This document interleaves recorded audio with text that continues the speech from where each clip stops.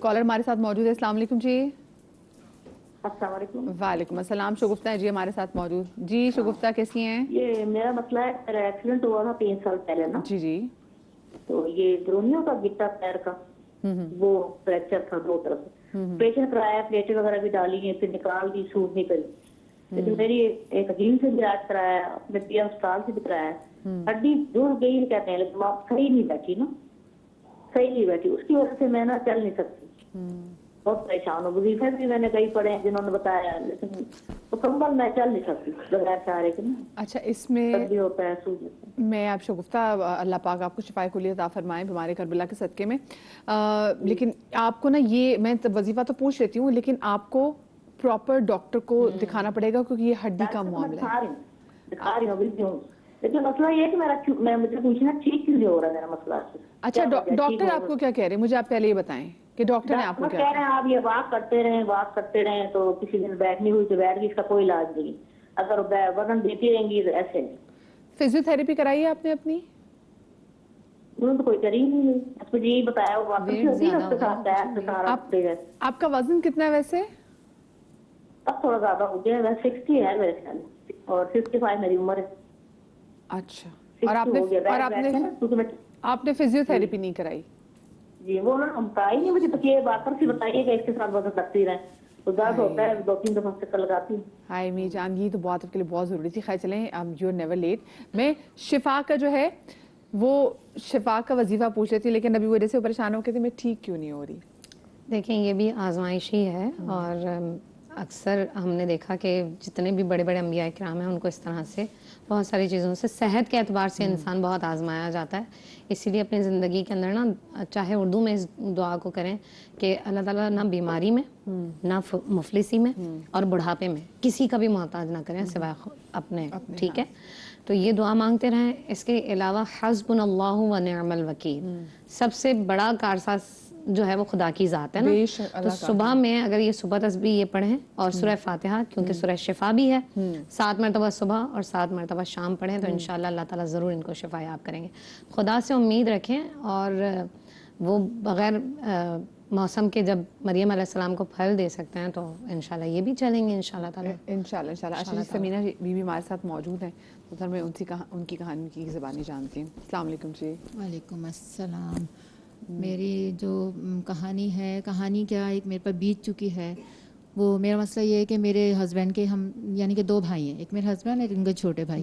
میرے جو سسر تھے وہ میرے ساتھ رہتے تھے. تو اس کا جو لب الباب یہ ہے کہ مجھے آج تک اس بات کا بہت زیادہ یعنی کہ پچھتاوا ہے. تو میرے سسر میرے ساتھ رہتے تھے, تو ان کے ساتھ ایسا تھا کہ وہ دوائیاں لیتے تھے, تو اس کی وجہ سے تھوڑے سے یعنی کہ جیسے انودگی ہوتی اس میں بستر پہ پیشاب کر دیتے تھے. اکثر ایسا ہوتا تھا. تو کر تو دیتی تھی, میں ان کی خدمت بھی بہت کرتی تھی, لیکن مجھے کوفت ہوتی تھی. میں سوچتی تھی کہ یار کیا مسئلہ ہے یہ, ان کے ساتھ یہ کرنا وہ کرنا. تو کھانے پینے کا سب چیزوں کا. پھر میرا بیٹا تھا اس دوران, 3 سال کا ایک بیٹا تھا میرا. تو وہ دادا بہت محبت کرتے تھے, لیکن میں ان کے روم میں اس کو جانے نہیں دیتی تھی, اس لیے کہ وہاں بہت جراثیم اسمیل, آپ کو پتہ ہے بڑوں کی پیشاب کی کتنی ہوتی ہے. تو بچہ جو تھا ان کو باہر لاتے تھے, کپڑے وپڑے چینج کروا کے ان کو باہر چیئر پہ بٹھالتے تھے. میرا بچہ ان کے ساتھ کھیل لیتا تھا. تو ایک دفعہ ایسا ہوا کہ میں کپڑے وپڑے دھو رہی تھی, تو مجھے پتہ ہی نہیں چلا, میں سمجھی بچہ روم میں, بچہ دادا کے پاس چل. تو وہ تقریباً اس نے 1 گھنٹہ ان کے ساتھ گزارا ہوگا. میں اوپر سے آئی کپڑے وپڑے دھو کے, تو میں نے دیکھا کہ کہاں ہیں, دیکھا تو جا کے وہ دادا کے پاس بیٹھے ہوئے تھے. تو میں نے ان کو بلایا, میں نے کہا چلیں کھانا وانا کھا لیں. لیکن اس دوران یہ ہوا کہ ان کو شام تک ان کی اتنی طبیعت خراب ہو گئی میرے بیٹے کی, تو ان کو وامٹنگ ہونے لگی اور ٹمپریچر اتنا ہو گیا. میں تو پریشان ہو گئی. آپ کے دل میں وہم بیٹھ گیا؟ میرے دل میں وہم بیٹھ گیا. میں نے تو بڑا ادھم مچایا, بہت میں نے جھگڑا کیا اپنے ہسبینڈ سے کہ بھائی مجھے نہیں پتا, ابھی ان کو گھر سے نکالیں اور ان کو میری دیوانی کے گھر بھیج دیں, ابھی بھیجیں, آپ اپنے بھائی کو فون کریں, ابھی ان کو لے کے جائیں یہاں سے. تو کہنے لگے اچھا ٹھیک ہے.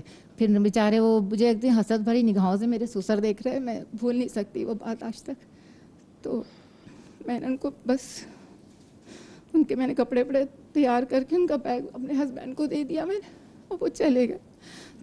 میری دیورانی بہت زیادہ لاپرواہ تھی, ان کا خیال نہیں کرتی تھی. پھر وہ ایک دن اس کو پتہ نہیں کہیں مارکیٹ چلی گئی, کہاں چلی گئی, تو وہ ان کے کچن میں ایک تیزاب کی بوتل تھی، پنک کلر کا تیزاب، آپ لوگ دیکھتے ہوں گے. وہ گئے وہاں پہ، ان کو بھوک اتنی لگ رہی تھی، سو کے اٹھے تو دیورانی گھر میں نہیں تھی، انہوں نے جا کے وہ تیزاب پی لیا. اللہ وہ سمجھے کہ یہ نورس ہے. اوئے ہوئے. تو وہ اور ان کی ڈیتھ ہو گئی. تو وہ میری بھی ایسے ہوئی نا، میں نے بھیجا تھا ان کو. تو وہ میں اب جا کے جو میرے ساتھ یہ ہو رہا ہے کہ میرے اپنے 2 بیٹے ہیں، شادی شدہ ہیں، اور میری 2 بہویں ہیں. تو اب یہ ہوتا ہے کہ میں ایک کھلونا بنی ہوئی ہوں اپنے گھر میں. 15 دن میری ایک بہو رکھتی ہے، 15 دن ایک بہو رکھتی ہے. 15 دن ہو نہیں پاتے ہیں. اب وہ کہتی ہے ان کو لے کے جاؤ، کیا مصیبت ہے ہمارے گلے پڑی ہوئی، کیا میں ان کے لیے کیا بناؤں، یہ کروں. پھر وہ فون کرتے کہ بھابھی آپ ان کو لے کے جائیں، اس لیے کہ مجھے تو امی کے یہاں جانا ہے، میری امی کی طبیعت خراب ہے، آپ لے جائیں ان کو. پھر وہ فون کرتی ہے ہاں میں بچوں کے اسکول میں جو ہے نا وہ فنکشن ہو رہا ہے، ان کے کپڑے وپڑے لینے، آپ ان کو اپنے گھر لے جائیں. تو مجھے ایک طرح سے اس طرح سے انہوں نے بنایا ہوا، اور ناگواری ان کی دیکھتی ہوں میں، تو مجھے یہی پچھتاوا ہوتا ہے کہ جو میں نے کیا ہے. آپ کے بچے آپ کے ساتھ نہیں دیتے؟ آپ کے بیٹے آپ کے ساتھ نہیں دیتے؟ نہیں، وہ جو ان کی وہ کہتی ہے نا بالکل. اور وہ جو بیٹا ہے جس کی وجہ سے آپ اتنا ناراض ہوتے ہیں سسر سے؟ ہاں وہ والا وہ بھی نہیں. پھر وہ مجھے سمجھاتے ہیں کہ آپ جو ہیں کبھی خود بھی کھا لیا کریں اٹھ کے، کبھی یوں. بچے مجھے یہ بات سمجھاتے ہیں کہ اگر یہ نہیں دے رہی ہیں تو ظاہر ہے پورے دن بھوکی بیٹھی رہتی ہوں، نہیں ملتا مجھے کھانا، اپنے مصروف رہتی ہیں وہ. پھر یاد آتا ہے تو ارے ہاں میں نے کھانا، چلے کھانا کھا لیں. یعنی کہ میرے ساتھ اس طرح سا بالکل ایک جیسے کھلونا ہوں میں، اٹھا کے اس نے وہاں پھینک دیا، اٹھا کے اس نے وہاں پھینک دیا، میرے ساتھ اس طرح سے. تو یہ وہی میں سوچتی ہوں، مجھے بڑا افسوس ہوتا، آج تک پچھتاوا ہے، آج تک میں استغفار پڑھتی ہوں کہ میں نے اپنے جو سسر کے ساتھ کیا تو وہ میرے ساتھ ہو رہا ہے. نہ میں یہ کرتی اور نہ میرے ساتھ شاید ایسا ہوتا. اور آپ لیکن یہ نہ سوچے کہ آپ کی وجہ سے ان کی ڈیتھ ہوئی، ایک تو وہ ان کو اگلوں کی بھی ذمہ داری تھی، لیکن ہاں وہ جو آپ جو پشیمانی ہے کہ آپ نے ان کو گھر سے بھیجا. میں نہیں بھیجا تھا، میں نے نکالا تھا نا ان کو گھر سے کہ لے کے جائیں گے. تو یہ کوئی اگر دنیا سے چلا جائے آپ اسے معافی مانگ سکتے ہیں؟ بسم اللہ الرحمن الرحیم. کچھ باتیں ایسی ہوتی ہیں جہاں الفاظ ختم ہو جاتے ہیں، کچھ چیزیں ایسی ہوتی ہیں جہاں سن کے ایک بندہ بدحواس ہو جاتا ہے کہ اس عمر میں ہم سب کو آنا ہے. بالکل. آج ہم سن رہے ہیں اور اتنے لوگ مجھے دیکھ رہے ہیں، سن رہے ہیں. ہم سب دعا کریں کہ وہ وقت ہم پر نہ آئے، اللہ نہ آیا کہ آج تو شاید ہم جوان ہیں، سیٹ پر بیٹھے ہیں، لیکن شاید 20-25 سال کے بعد شاید سمجھ بوجھ جب ساتھ نہیں دے رہی ہوتی، کبھی لقوہ گر جاتا تو بول نہیں پاتے. کبھی برین ہیمریج ایسا نہ ہو کہ ہم پڑے ہوئے ہوں اور کوئی اٹھانے والا نہ ہو. کوئی اٹھانے والا یا ہم کسی اور جو آج ہاتھوں پہ یا بات کرنے پہ ہمیں ناز ہے، اللہ ہم سے سوچنے کی صلاحیت بھی چھین لے. جو نعمت ہے نا، ایک چھوٹی سی دعا اس کے بعد میں آپ کی بات کرتا ہوں. جتنے میرے ناظرین بیٹھے ہیں، ہم مجھ سمیت ہم ہر کسی کو ہر نماز کے بعد ایک چھوٹی سی دعا پڑھنی چاہیے. اللہم انی اعوذ بک من زوال نعمتک. اللہم انی اعوذ بک من زوال نعمتک. یا اردو میں کر لیں کہ اللہ مجھے ہر زوال نعمت سے محفوظ فرما. اے اللہ جتنی تو نے نعمتیں دی ہیں میرے مولا، ان کے زوال سے محفوظ فرما، مجھ پر رحم فرما، اور جو تو نے جیسے ہماری بنی ہوئی ہے ہماری ہمیشہ بنی رہے.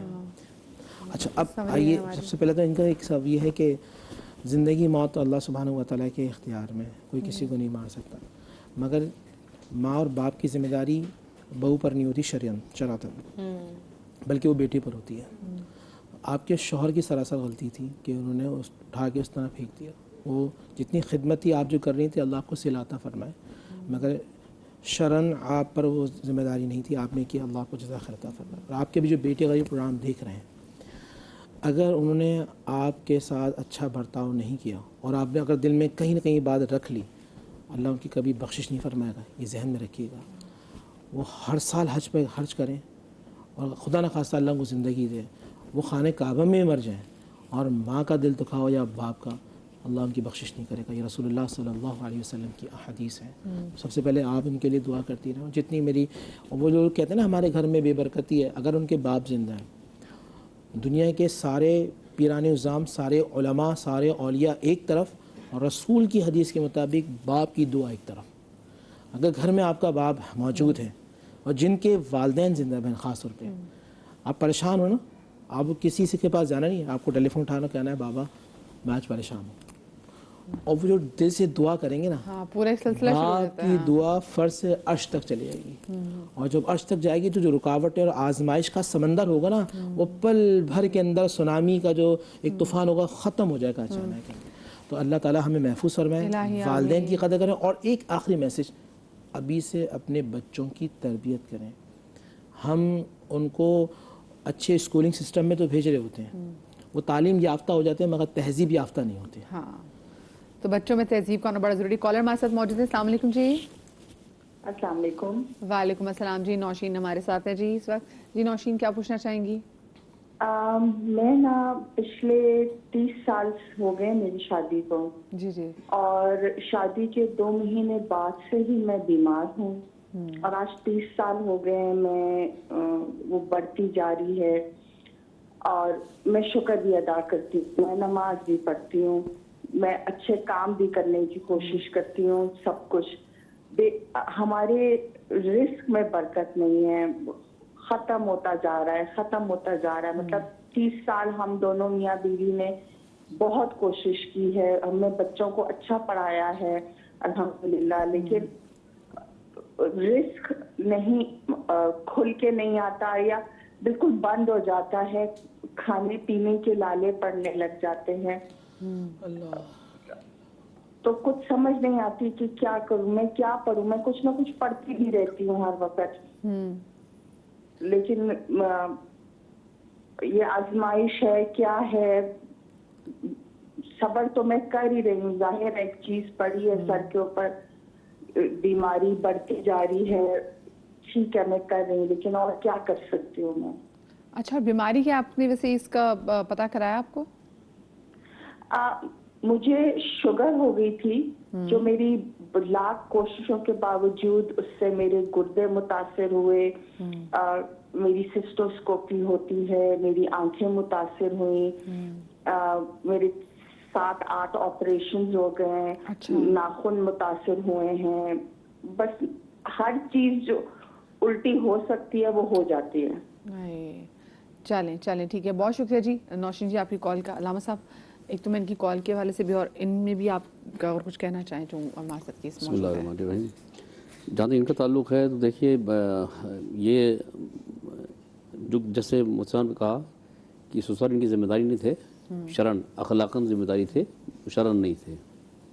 لیکن ان کو اگر احساس ہے اس بات کا اور انہوں نے خدا کی بارگاہ میں دعا طلب کر لیا ہے تو ٹھیک ہے. جہاں تک ان کی اولاد کا تعلق ہے تو یہ تو جیسے میں نے پہلے بھی افتتاح میں بات ہو رہی تھی مکافات کی، یہ تو اپنی کا طے ہے کہ اگر اولاد اپنے ماں باپ کے ساتھ ضعیفی میں برا کرے گی تو وہ آمادہ رہے کہ اس کی اولاد اس کے ساتھ کرے گی. ٹھیک ہے، یہ سائیکل ہے، گھومتا ہے. ٹھیک، اور یہ عجیب المیہ ہے کہ ایک باپ جو ہے معذور بچے کو زندگی میں برداشت کر لیتا ہے، ٹھیک ہے نا، بالکل، لیکن بڑھاپے میں جوان اولاد والدین کو برداشت نہیں کر پاتی. میرے ایک دوست ہیں لاہور کے اندر، میرے دوست عزیزوں سے جاننے والے ہیں، تقریباً 27 سال کا بیٹا ہو گیا ان کا، 27 سال بستر پہ لیٹا ہوا ہے، اور وہ ضعیفی کے اندر جوانی سے لے کر اب تک صبح سے لے کر شام تک بچے کی خدمت کرتے ہیں.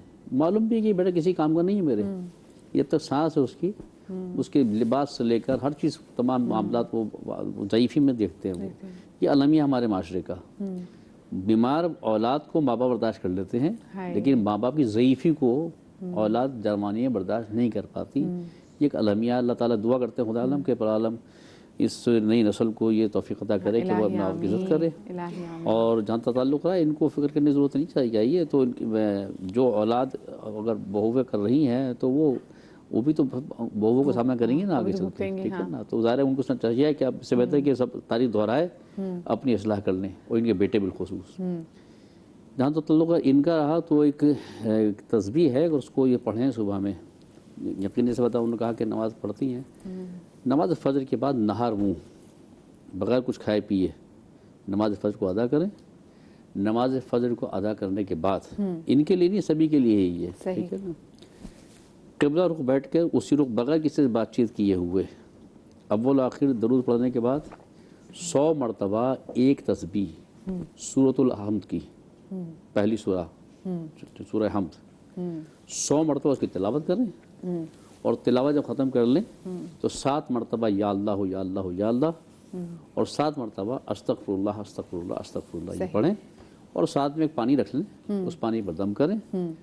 اس پانی پہ دم کرنے کے بعد اس پانی کو خود بھی پئیں، بہترین ہر مرض کے لیے بہترین شفا ہے یہ، اچھا ٹھیک ہے. اور خود سورہ الحمد جو ہے، سورہ فاتحہ جو ہے، یہ تو قرآن کریم کی ایسی سورہ ہے کہ یعنی بعض روایتیں کہتی ہیں کہ یہ مردے کو زندہ کر دے گی. بات یہ کہ اس میں تو تاثیر ہے، ہمارے لفظوں میں تاثیر، ہماری زبان میں تاثیر پیدا کرنی چاہیے ہمیں، تاکہ وہ اثر پیدا کرے. یہ ہماری وہ بہن بھی کر سکتی ہے جن کی میں کال آئی تھی کہ جن کے پاؤں میں جی وہ کر سکتی ہیں، بیماری کے لیے بھی ہے، رزق کے لیے بھی ہے، یہ تو ہمارے جہر چیزوں کے لیے ہے. اس پانی کو خود بھی پئیں، گھر میں کوئی بیمار ہے سب کو پلائیں اس پانی کو، لیکن نہار منہ. آپ نے پہلی غذا جو لینی ہے اس دن صبح نماز فجر کے بعد اسی کو لینا ہے آپ نے، اسی پانی کا، جس میں آپ نے تقریباً 100 دفعہ سورہ الحمد پڑھنی ہے، 7 دفعہ اس میں یا اللہ یا اللہ اور یا استغفر اللہ کر کے اس کو دم کریں، خود بھی پئیں، سب کو پلائیں، اور جس حصے میں محنت ہے ہلکا سا اس پانی کو وہاں پہ یہ کر لیں. صحیح، بہترین شاندار کیا کہتے ہیں یہ یعنی اسلامی حکمت کا نسخہ ہے یہ. صحیح. اچھا عمران بھائی، جیسے بھی یہ بات بھی کری تھی، اور یہ سامان کو گلٹ بھی ہے، بہت سے لوگوں کو ایسے گلٹ ہوتا ہے کہ اچھا ہم نے اس کے ساتھ یہ برا کیا تھا، اور بہت سارے لوگ جن کے ساتھ ہم کہیں برا کرتے ہیں یا بھی آپ سے دور چلے جاتے ہیں، وہ اللہ ان کو اتنی زندگی نہیں دیتا.